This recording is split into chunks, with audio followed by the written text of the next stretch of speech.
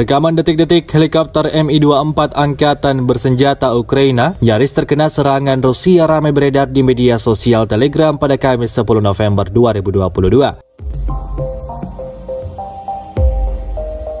Seperti sengaja memancing amarah pasukan Rusia, tampak helikopter Mi-24 Ukraina yang sedang beroperasi melintas di hadapan militer Rusia. Tak ingin menyia-nyiakan kesempatan, pasukan Putin langsung menyerang helikopter itu dengan artileri. Namun serangan itu meleset dan tak berhasil mengenai target.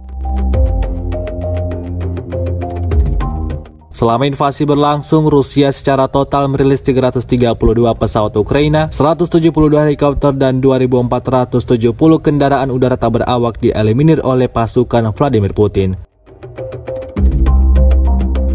Sementara itu dari kubu Kiev, Kementerian Pertahanan Ukraina melaporkan 780 tentara Rusia dieliminir dalam 24 jam terakhir.